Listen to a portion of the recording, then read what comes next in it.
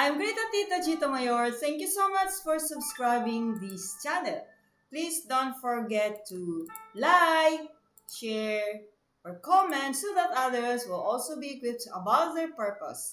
And if you are new, don't forget to click the subscribe and notification bell so that you will be notified whenever I will upload a new video in this channel. You will receive wisdom for living. We are now on day 36, engaging the world. When we say engaging, it means you have to be involved. You have to you have to penetrate. And our text is found in Matthew 5:13 to 16. You are the salt of the earth, but if the salt loses its saltiness, how can it be made salty again? It is no longer good for anything except to be thrown out and trampled by men. You are the light of the world. A city set on a hill cannot be hidden. Neither do people light a lamp and put it under a bowl. Instead, they put it on its stand, and it gives light to everyone in the house. In the same way, let your light shine before men, that they may see your good deeds and praise your Father in heaven. Okay, so this text clearly says that we need to be involved. You must be the light and you must be the salt. Ayan, kailangan mo maging salt. Ibig sabihin, bilang isang light, di ba? Hindi mo nilalagay yung ilaw na takpan mo, kundi kailangan ito ay magliwanag, magamit yung kanyang light. Today's devotion. God did not place us on earth as His people just so we could start getting ready to live. He placed us here to plant and reproduce gardens of His kingdom throughout the world, thereby reclaiming and transforming territory laid waste by the pretenders' rapacious rule. When we say rapacious, greedy, aggressive rule. Ayan. Greedy rule. Ayan, sarili lang. That's the pretenders' ruling system. So, hindi tayo nilagay, sabi rito, hindi tayo nilagay ni Lord para mag-prepare at umuwi na ng langit. Nandito ka para gawin mo yung iyong assignment, and our task is to be the light. Our task is to be the salt. It means the culture of heaven must penetrate the popular culture. Ayan. And because of religion, it separates us from the world. Religion separates and isolates. The kingdom engages. A farmer sows his seed, so the king sprinkles his kingdom citizens everywhere with an abundant harvest in mind. He is saying, I am throwing you out wherever you land. Infect that place for me. Don't isolate yourself. Don't stay away from folks who are not in the kingdom. That's why the popular phrase or saying, bloom where you are planted. It means kailangan ay mapansin ka. Hindi ka nagpapapansin, but you're just following the laws and principles in the kingdom and the culture shows in your life. Ibig sabihin, di ba, there are 16 ways to identify the ways you can identify the culture, the way you dress, the way your drinks, your food, kung ano ang accepted sa'yo, ang permitted sa'yo. Ayan. So, those are examples na kung saan ma-identified. You have that love in your heart na kung saan hindi ka plastic. Ayan. Kung may nakakita, ayun ka, but you are transparent because that's your culture, that's your practice. Pag sinabi mo kasing culture, practice mo yan eh. Natural sa'yo yon. So, lagi nating paulit-ulit, di ba? But many times we are told that we need to prepare to go, but we forgot to prepare for our assignment. We are here on earth for the assignment, remember?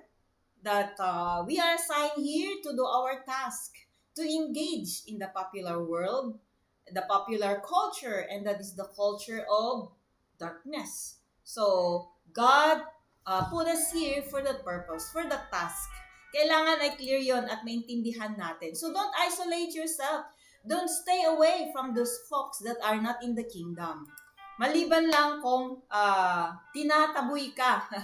tinataboy ka nila, so wala kang magawa but just do your part. Those people, wherever you are, God has put you in that place. God scattered you in that place, it says from the slides. Tayo ay nilagay ni God saan-saan man, separately. He spread us out so that we can infect them with the culture of heaven, so that we can influence them with the culture of heaven. When we say influence, it's like a yeast.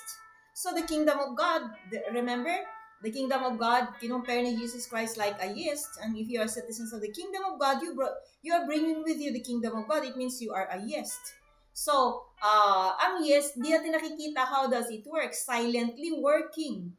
So, sa buhay mo, you just follow the laws and principles, find your purpose in life, discover your purpose in life, and discover your gift, because in that field, God has given you that gift to exil, and so that you can promote the kingdom culture. So remember, we are to engage. So do not isolate yourself, but get involved, affect their lives. Be the salt, the light. So get involved, engage, make an impact where you are. Be bold in my strength to comfort the earthly powers of this present age.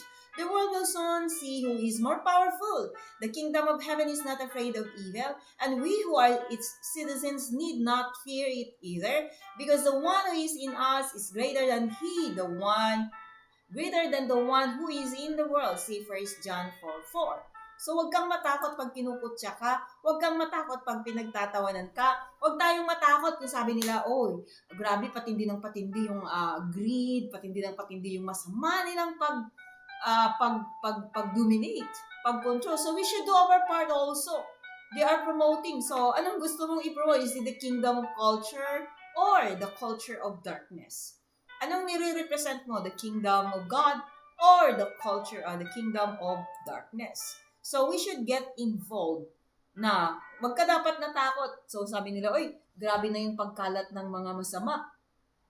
Grabe na yung pagkalat ng hindi maganda. So, huwag kang matakot. Greater is He that is in me than he that is in the world. So, you should not be affected by it, because heaven is our backup. He is the one, God is the one who sent us here, and He provided everything that we need, and He is the one, He owns this earth, and He won't allow the earth to be controlled by darkness. He won't allow the earth to be controlled by kingdom of darkness or by the pretender.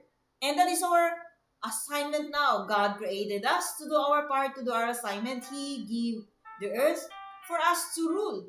And what are we doing? Are you ruling the earth with the culture of heaven or the culture of the pretender?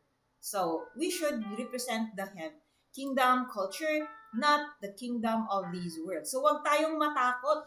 Kung ano man yung nangyayari, gaano man kabilis, yung pagkalat ng hindi maganda, gaano man kung ano mga sinasabi naman nila, may parating na naman na mga, parating na kagaya ng COVID na kung saan ay na-lockdown, may mga ganun. So, may mga parating na naman daw na sakuna, or something sinasabi nila, may na-spray sila sa clouds para sirain yung mga tao. Remember, if you are God's personal property or part of the kingdom of God or citizens of the kingdom, as long as you follow the laws and principles, don't worry, God will protect you. We should not be afraid. Considerations. Write a brief thought about each of the following statements. God assigned us to reintroduce the kingdom to the world. So, inassign tayo, our specific task is to reintroduce. Kasi this time, when we talk about the kingdom of God, nabahiran na kasi ng pangit na image yung kingdom na sinasabi. Kasi maraming mga nagtuturo about the kingdom, pero sila yung kanilang tinataas, yung kanilang leader. So in the kingdom, what we promote is a kingdom culture, not person, but the culture of the kingdom. Hindi natin pinopromote ang tao, pero pinopromote natin ay yung kultura sa kaharian ng Diyos. Yun dapat yung ating maintindihan. Hindi religion yung ating pinopromote, kundi the culture of the kingdom. God assigned us to repossess the earth with the kingdom. God assigned us to engage the world system. God assigned us to influence the world, not keep up with it. So, yun yung assignment natin. Inassign tayo ni God para gawin yung ating trabaho. Yun. So, ito yun. Tika lang. So, ayan, God assigned us to engage the world system, to penetrate, get involved, infect, influence. God assigned us to influence the world, not to keep up with it. Ayun. So, yun yung ibig sabihin na kailangan ay ma-involve ka. So, dapat ay, di ba, yung sinasabi natin na get involved in politics, get involved in business, get involved in education, get involved in the sports, get involved in the entertainment world, get involved in the technology world, get involved in the business world, get involved in the science and technology or any world wherein you can bring and establish and influence the people with the culture of heaven. Remember, that's your task, to introduce, to influence people around us with the culture of heaven. That's our assignment, very clear. We are not as write the brief about, it's all about each of the following statement. God assigned us to infect world, not reject the world. God assigned us to revolutionize the world. Ayan. You're born to make a difference. So I'm here teaching you, sharing this with you so that you will understand and know your assignment. And God assigned us to occupy the earth, not abandon it. God assigned us to promote the government of heaven on earth.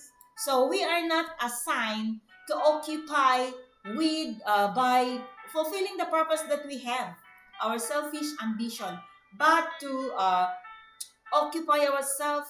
And sabi diyan kanina, God assigned us to occupy the earth, not abandon. Wait, tayo, rapture na, kailangan Lord, kunin mo na ako. Yun yung lagi nating sinasabi. Are you doing your part? Yeah, so we should promote the culture of heaven. We should promote the government of heaven on earth. Kasi kapag ang namamahala, bawat departamento, for example, no, kapag na-penetrate natin, naturuan natin ang bawat tao, we are a community wherein every department of our government, sa BIR, LGU, PNP, GSIS, ESS, Paliko, na Paliko kasi dito sa Palawan. So, in South Cotabato is Socoteco. And then, I think in Manila is different also. So, yung bawat electric cooperative may kanya-kanyang pangalan. So, we can penetrate, we can affect them, infect them, influence them with the culture of heaven. So, when we influence with the culture of heaven, the business world, wala nang mandadaya. Okay, so when we influence the social media or mga nag-business minsan yung nagbili ka sa FBI, ang taas-taas, akala mo ang gaganda ng reviews, pagdating sa'yo pala ay kumbaga under-deliver. So, we should penetrate that, infect that with the culture of heaven. Yung mga patalastas na kung saan honest, hindi lang sa picture na malaki, pero kung ano yung nakikita sa picture, yun talaga pagdating sa'yo. Sa bagay, meron namang sizes. Okay, so let's continue ating meditation. As Jesus explained to his disciples, the man who sowed the good seed represents the Son of Man, Jesus himself. The enemy who sowed the weed is the devil. The good seed represents children of the kingdom, and the weeds children of the devil. See Matthew 13:37-39. This is one of the parable of Jesus Christ. So, the kingdom, the wheat represents, so na pag-aralan na natin mga nakarang videos na yung wheat nag-represent ng citizens of the kingdom, ang yung weeds, yung damo, nag-represent ng kingdom of darkness, na kung saan sabay-sabay na lumalaki. So the point I want us to understand here is that wheat and the weeds, the children of the kingdom and the children of the devil, are allowed to grow together until the harvest which takes place at the end of time. So pari-pariho na may kingdom of darkness na citizen, may kingdom of God na citizen, na they allowed to grow together. So, at makikita, malalaman natin at the end of the world. Pero kailangan maintindihan natin ito para hindi tayo mabilong doon sa wheat. Doon tayo sa, hindi tayo mabilong doon sa weeds, but we are the wheat, the citizens of the kingdom. In other words, kingdom citizens mingle with the citizen of the world throughout history, and this is by the king's design.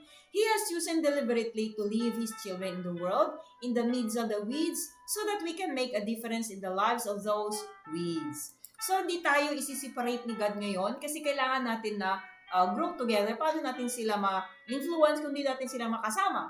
Paano tayo mag-get involved kung di tayo pupunta doon? Paano tayo mag-engage if we don't involve? So, we must involve in different worlds na kung saan makapenetrate tayo so that we can influence them with the culture of heaven. In strictly human terms, we all know that a weed cannot change it into a stalk of wheat, but in God's kingdom, nothing is impossible. By His power working in and through the lives and influence of His people, God can convert useless weeds into purposeful wheat. Wheat. So, bawat isa sa atin ay dinisenyo ni God to influence the wheat. So, para maging rin sila, ma-transform din sila. So, literally speaking, hindi yun pwede, but nothing is impossible with God, and God uses that as an illustration. He can transform dark, confused, broken, and productive people into persons full of purpose, abundant life, and fulfilled destiny. But He cannot work through us for this purpose unless we are in the world and among the weeds. That is the concept behind the kingdom principle of engagement. So we should not separate ourselves. Kagaya nung wheat na yon na kasama yung weeds. Tayo, ganun tayo. We are in the world now, but we are not of the world. So be the light, be the salt. So paano ka maging liwanag kung wala ka dun sa dilim? Kailangan nandun ka sa dilim para maliwanagan mo sila. So, yung mga tao na ang kanilang buhay ay madilim, they're confused, broken, unproductive, parang pakiramdam nila sa kanilang buhay, walang silbi, andun ka para bigyan sila ng pag-asa. Nandun ka because in the kingdom, that's our work, that's our assignment to give hope for those who are hopeless, to bless those who are homeless, to bless those who are sinasabi nila na unfortunate. Because in the kingdom of God, there is no lack. That's not the culture. Poverty is not a culture in the kingdom of God. Everything you need is provided. Because you are citizen of the kingdom, how can you promote if you do not experience that? Okay, so how willing are you to engage some weeds for the purpose of establishing His garden? Saan ka man nagtatrabaho? Saan ka man nag-aaral? You are the wheat in that place among the weeds. So you are the influence in that place, and that's your assignment to infect them, to engage in that world with the culture of heaven. So that's all. Thank you and God bless.